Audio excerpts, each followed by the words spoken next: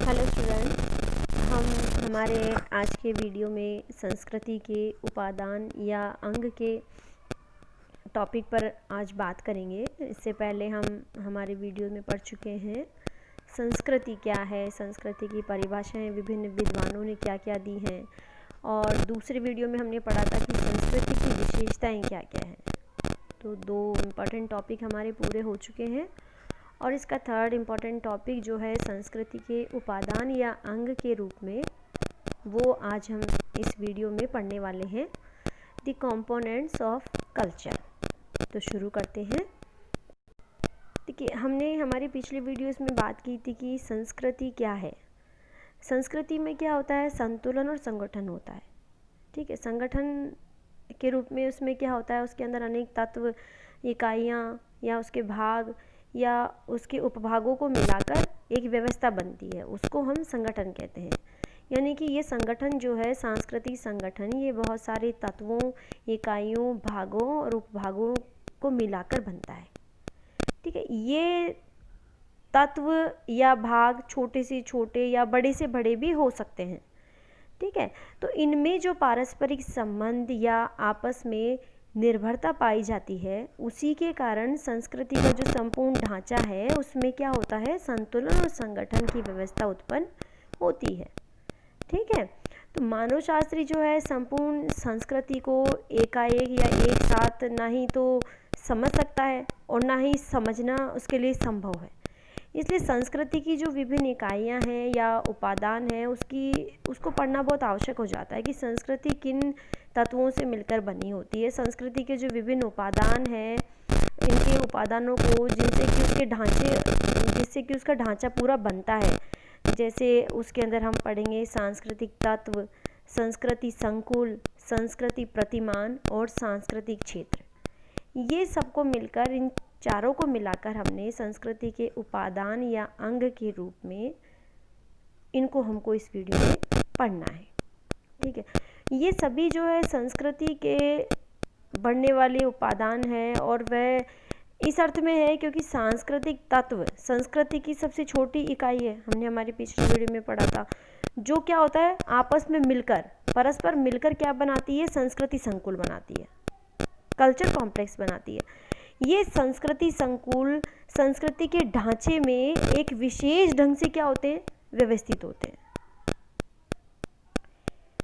यानी कि जब ये संस्कृति संकुल संस्कृति के एक विशेष ढांचे के रूप में व्यवस्थित होते हैं, तो इससे संस्कृति को एक विशिष्ट रूप मिलता है, इससे संस्कृति का एक विशिष्ट स्वरूप बनता है।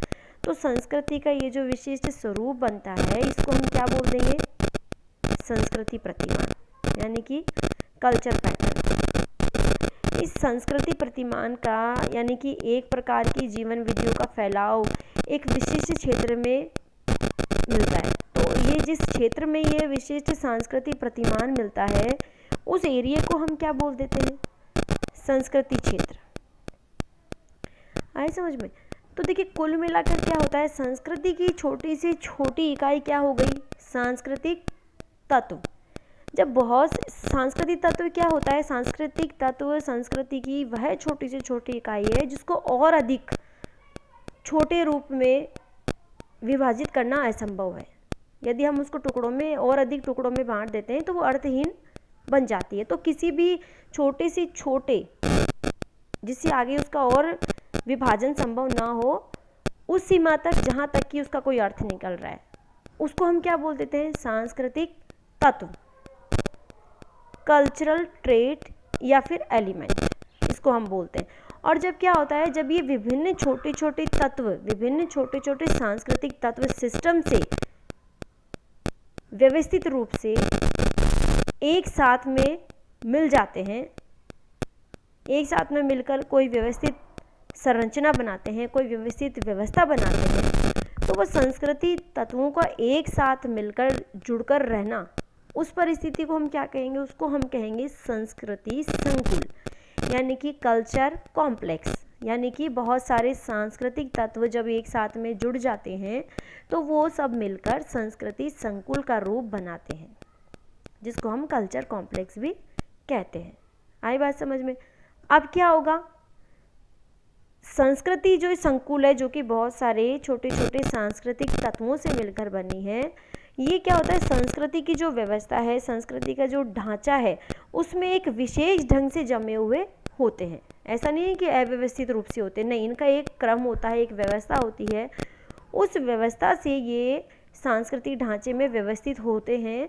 तो इससे क्या होता है, संस्कृति को एक विशिष्ट रूप मिल जाता है, जिससे कि वो पहचानी जा सके कि ये कल्चर उस कल्चर से अलग है। हमें पता है कि इंडिया की संस्कृति अमेरिका की संस्कृति से बिल्कुल अलग है। वो क्यों है? क्योंकि उसमें ये संस्कृति संकुल से बनने वाली जो व्यवस्था है, जो संरचना है, वो अलग अलग है। दोनों की संरचना और व्यवस्था अलग अलग है। इसलिए जो ये विशिष्ट रूप संस्कृति को संस्कृति संकुल से मिलता है, उसको हम क्या बोल देते हैं, जो कि संस्कृति का विशिष्ट रूप बनाती है, उसको हम क्या बोल देते हैं, संस्कृति प्रतिमान, यानी कि कल्चर पैटर्न। ठीक है। और जहाँ तक ये कल्चर पैटर्न फैला होता है, उसको हम उस संस्कृति का संस्कृति क्षेत्र बोल सकते हैं। ठीक है। ऐसा नहीं है कि इंडिया बिल्कुल थोड़ा सा है, 1-2 किलोमीटर में फैला हुआ, ऐसा नहीं है। तो पूरे भारत में पता नहीं कितनी सारी संस्कृति है। अगर हम भारत के अंदर की भी बात करें तो संस्कृतियाँ अलग अलग है। राजस्थान की अगर बात करें तो राजस्थान में जयपुर की संस्कृति अलग है जोधपुर की अपेक्षा। यहाँ कुछ कम है, वहाँ कुछ ज़्यादा है कोई चीज़। तो जयपुर की संस्कृति जहाँ तक फैली हुई है, जहाँ तक इस संस्कृति की व्यवस्था, इस संस्कृति के जो मूल्य जहाँ तक फैले हुए हैं, उसको हम इस संस्कृति का क्या बोलेंगे, संस्कृति क्षेत्र कहेंगे। ठीक है। तो हम हमारे आने वाले वीडियो में इन्हीं चारों के बारे में, जो कि संस्कृति के उपादान या अंग के रूप में है, हम इन्हीं को एक एक करके पढ़ेंगे।